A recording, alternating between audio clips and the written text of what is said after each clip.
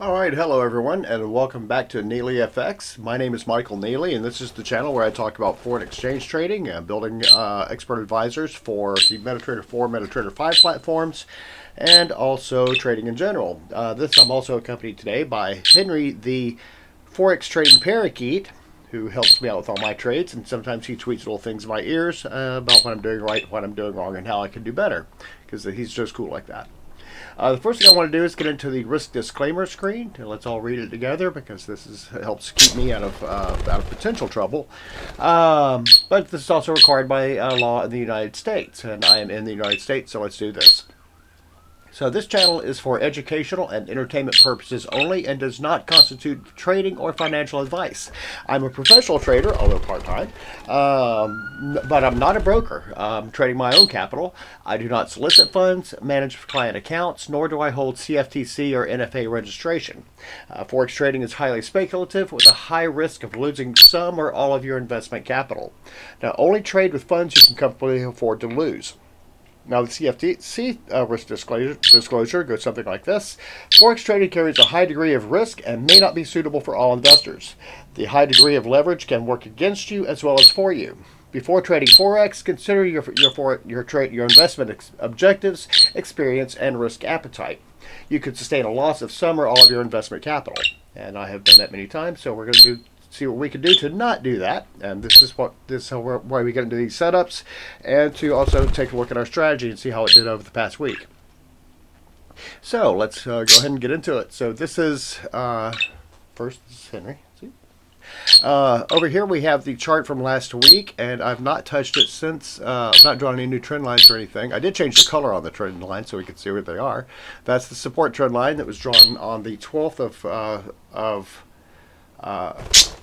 of June, and this is the 4-hour resistance trend line. I'm making all my trading decisions in the 4 hours since I'm switching to kind of a swing trading type of strategy and trying to get away from scalping and always sitting in front of the computer, because I have a day job, and with that day job I do not have time to sit here and do like I used to do, which is just sit in front of the computer all day long. Although I would enjoy doing that once again one day, but today is not that day. So if you see right here, I've got 115.12 in here. That's the one trade I did try to take on this week. I did trade. Took a look at it, saw the setup, and first thing I did was I set a trade here at about 14. Well, I'll have to look at exactly where I set it up earlier, because it wasn't sure where this was going to go. I think I set it down around here. Wasn't sure if it was going to go south or north on this. Let's go ahead and just add a little replay action to this. I'm already in replay mode. How about that? Well, yes, we're going to exit it. We're going to start all over again, because I want to start about Wednesday, Tuesday. Let's go back to Sunday night about here, and that's about where we left off last week. Now, I wasn't sure which direction this was going to go on the 4-hour trend line. It was going to go either here. It's going to either go south here around this area, around 1505-ish, right in there, or it's going to go north somewhere around there, and that's what we kind of looked at. So let's see what happened this week. We're going to hit replay, and this is starting from Sunday night. This is the actual price action of what took place. It looked like it was going to break that trend line, and then did not. And then it came down to about here, went far south, and then came back up to around. I'm going to stop it there, because here is when it really started getting kind of close. It was on Tuesday it was doing this. Wednesday, 0500 hour time, local time, which would be New York time. Let's take it a little bit further out, and I think once it was Thursday I got into this trade, which came in right about there. No, it wasn't there either. Where did we finally get into this? About right there is when I got interested. Okay, good. That shows a lot right there. Now, here's the previous resistance area. It was around 1505. It's a slow resistance area. It's not a major resistance area, but it is psychological, being close to the 115. But right around here, it started looking interesting. It was breaking the 4-hour trend line and looked like it was going to break out of this resistance. So I set a trade about right here, around 05. And I think I have altered this 4-hour resistance line. I don't think it was that high earlier. I did get a little bit of breakout, and I stopped it around, got up to 27, thought it might have gone higher, and then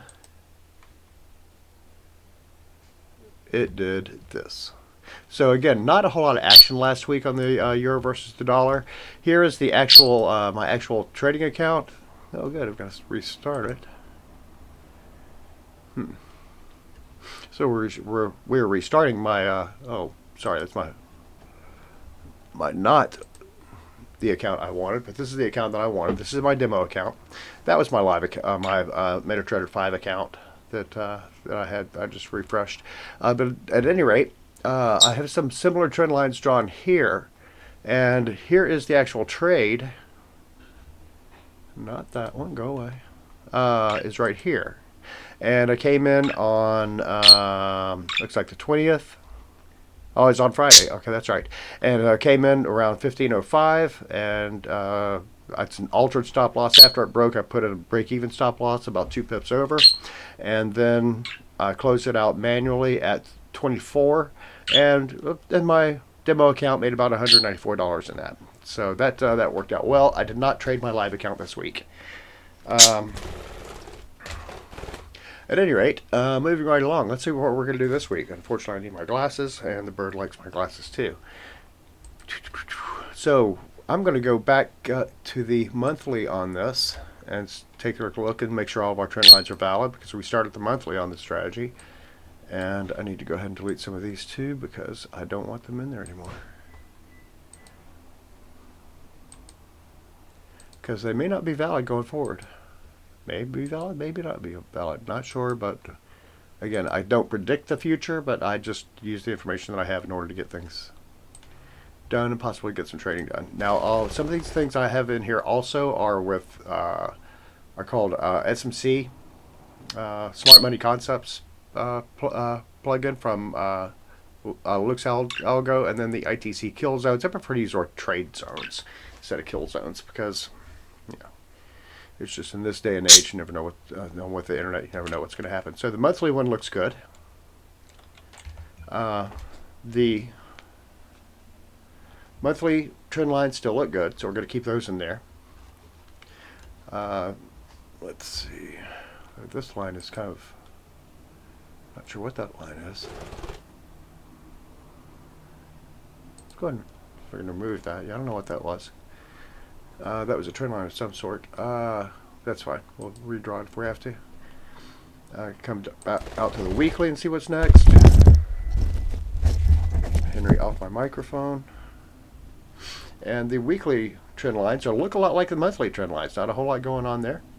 It is respecting this weekly trend line a lot. So we could see a weekly breakout as far as that goes. The monthly trend line is right here. So we're looking at a possible trade coming in around 116.72. That's a little far out right now to speculate on. So I'm not going to speculate on that. The daily trend line right here. You know, he's playing on the my other laptop. So that's good. It'll give him something to do. And again, a lot of respect going on with the trend line so far. We're going to take this 4-hour one out, because I know that one needs to get redrawn. The daily trend lines, no reason to draw any new trend lines. The monthly is handling it, and the weekly is handling it. So we're not going to worry about that. It's interesting how the weekly trend lines and the daily trend lines look a lot alike. Very, very interesting on that. So we're going to come back here, and the 4-hour trend line, I think, was the one that I deleted. So we're going to start it out about right. I'm going to zoom back in. Pull this out. That's the weekly trend line. So we're going to want to start about, so you can see it's not really going that far. Well, let's start right here and go up like this. And yeah, about right. Nope. Hold further south. All right. Oh, okay, right there. I like the way that they do this. And then, well, let's call it green, but darker green. I like that. Then add text. We're going to add the text right here and call this the 4-hour support trend line. We're going to spell it correctly and everything. So again, this is the euro versus the dollar. This is the one that has the most liquidity to it, and the one that's the pair that's most likely to not trade so erratically as some of the others, like the pound versus the yen, which a lot of people like that one, like that pair, because it ain't called riding the dragon for nothing. I've made some money trading the pound yen, but the GY, GJ, as it's also referred to, and I've also lost a lot of money trying to trade the GJ. So we're going to go for the 4 hour. I'm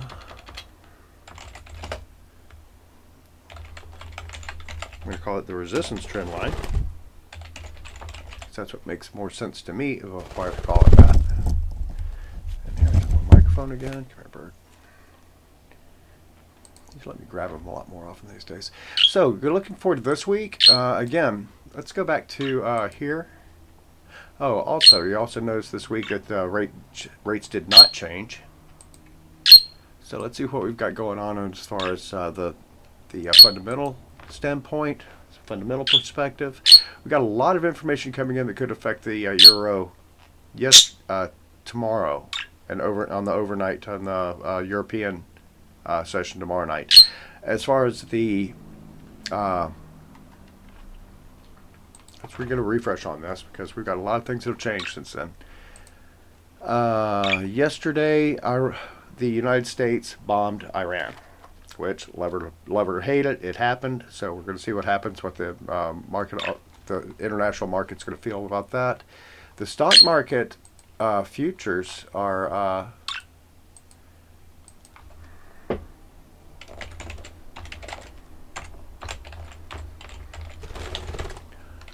look like this so far. This is where I get my stock market futures from, because it seems to be a good source. Remarkably tame. Not a whole lot going on as far as the futures prices go over the weekend. So the markets did not open up, did not answer to that. We will see what happens with this, because it's a major international affair to bomb another country, and we did it. So we're not really sure what the international fallout's going to be like on that. It was pretty much a glowing military success as far as the objective and whether or not the objective was covered or not. So that is a good thing. We'll see if Iran retaliates one way or another, maybe through electronic means, maybe through other means. Hell, who knows what's going to happen with that. And again, we're not here to speculate. We're here to work with the information that we have. Let me see. So let's go back here. Not that one. Don't there either. Go back here for now.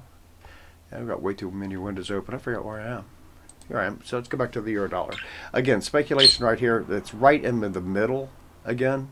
It'd be even weirder if it closed around the 115.46 range. That would be the exact same place, or not the exact same place, but very much close to where it was last week. Where it opened up at 115.50, or it closed at 115.50 last Friday, if I'm not mistaken. James Stanley from Forex.com reminded me of that. And also, I'm very close to Forex.com. I'm not being paid to solicit Forex.com at all. That is who I trade with, and that's my broker. So we're going to go with that. So this is what this looks like. Let's go back to the couple others that I'm watching carefully, closely. The dollar yen is the next one. So again, I like my charts from Forex.com because that's where we have here. Again, not a whole lot. Let's see what happened over the last week. So we're going to go to replay again and go back to again the 4 hour chart. We're going to start with, that's way too far back. June the 12th, 13th. Start here. Let's see what happened with the UJ, as it's called, the dollar versus the yen. Is the pair. So this is really what happened, how it reacted within our strategy. Again, right now we're just taking a look at our strategy. That's a buy level as far as smart money concepts goes, and again, it just is dancing around all in that buy level for the 4 hour, and we're going to see it come right off that resistance level at 145.46, back down, and just really range trade. Now the theory is that then we have a change of character there where it breaks out of the out of that level, a bullish change of character is what that's called. So Friday we could see another run up on the dollar versus the yen. That would indicate a very strong dollar and a weakening yen for various reasons. And let's go back and see if our trend lines are still valid. We go to the monthly one. Ooh, look at that one. I'm going to leave those in there for now because that seems to be the range it's trading at, about 100 pip range. And everything seems to be trading in about 100 pip range right now, which is kind of weird. The monthly trend line is right there. It's still being respected. The monthly support trend line is also being respected. Let's go to daily, or weekly is next, sorry. I know, Henry, I know. Don't want to give anybody any bad information. And here we go again. The daily, I don't even have any weekly trend lines drawn here because they're almost identical to the monthly trend lines. So we're not going to skip that. And then I may get a little flack later, but I got to get some followers first before I can take any flack. So I'm not really sure what's going on. All right, let's go back to here to the daily screen. And again, the daily trend lines are, we do have a breakout here. It's very interesting. On the 4 hour level, this daily support level is still being held, is still holding the support trend line. So now let's go back to the 4 hour. This is where I would have made my trading decisions. And this one is, so this one needs to come out. Let's go back and see which one that is.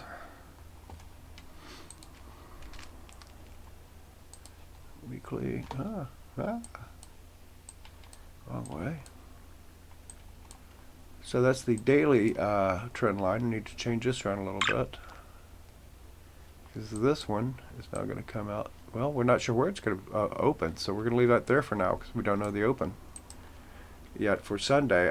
And it looks like that candle has not been completed yet. Well, yeah, I guess it has been completed. So we'll go ahead and draw a trend line out to here. Okay. So the daily resistance trend line has changed a little bit. Let's go to the 4 hour. So weekly and 4 hour. And we do have a breakout right here on the 4 hour trend line. A big one on the 4 hour trend line. So we can take this. As a matter of fact, this is all sorts of changed now. Because with this breakout that took place around the 145 area, it took off to 146.08 and 09, another fun little resistance area. We've got looks like a fairly strong resistance level here. I'm going to go ahead and just throw one of these here. Draw a horizontal line to indicate resistance, and we're going to delete this one since it's no longer valid. So this is what we're looking like now. Go ahead and take this. Whoops. The 4 hour resistance trend line is looking pretty flat. It's almost looking identical to that resistance line. So a neat trade to be on this one might be around the 146.35 area. Might see a breakout here, so that would be might be a good place to put a trend line. I've got it at 40. That's not really true.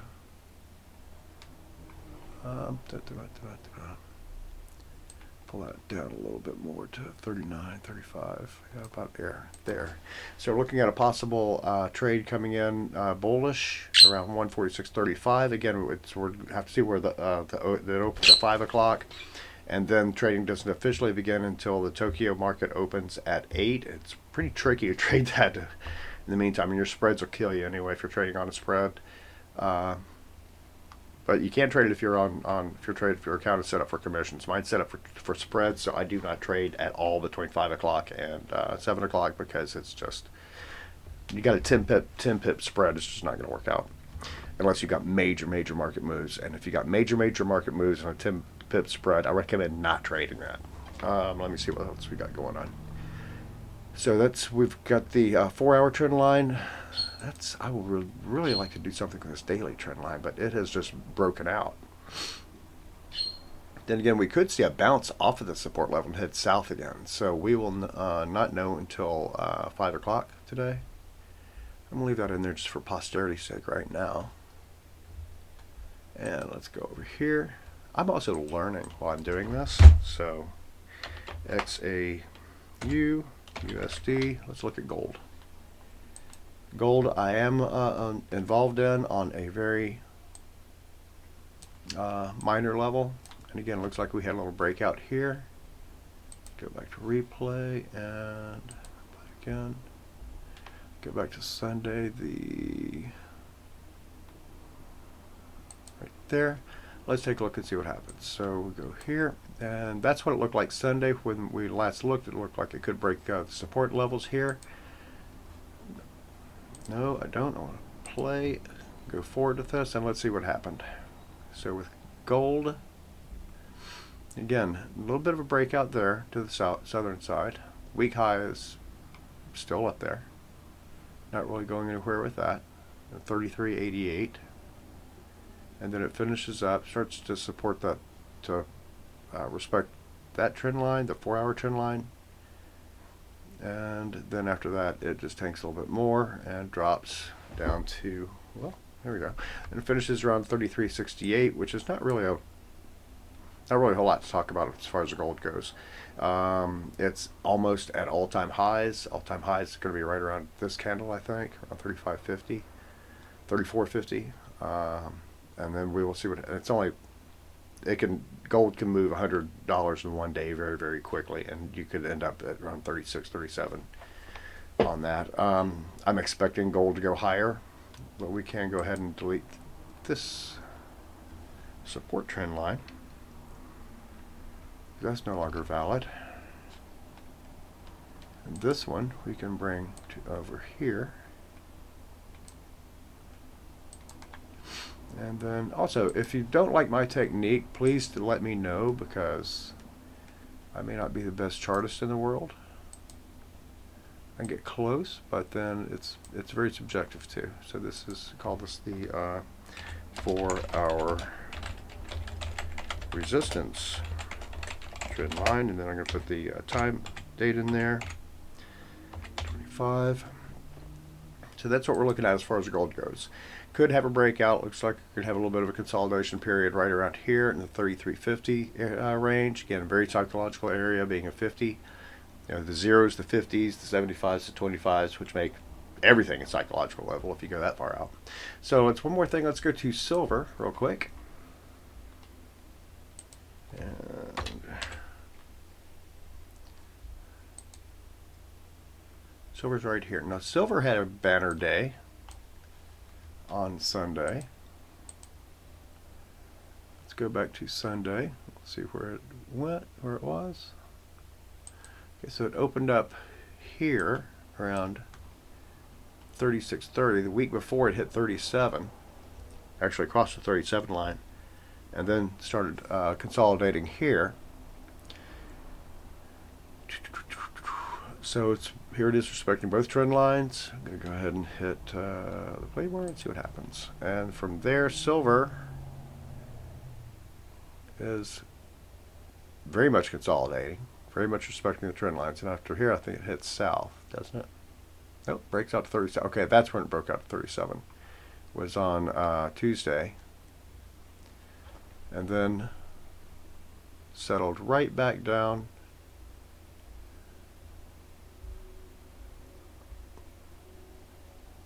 Oh. So that's what the market actually looked like on silver. It looks like both metals are heading south, closed a little bit lower, and it's starting to respect this 4-hour trend line again that we left in here. I'm going to kind of leave that in there. I think it's somewhat valid, or better yet, make it even weirder. Come out and pull it down like this. And now we've got the trend line in there better, and the 4-hour support line is going, of course, come down to here. You know, it's it really doesn't. I don't see that I can draw those any worse than I have. I probably should spell trend line right.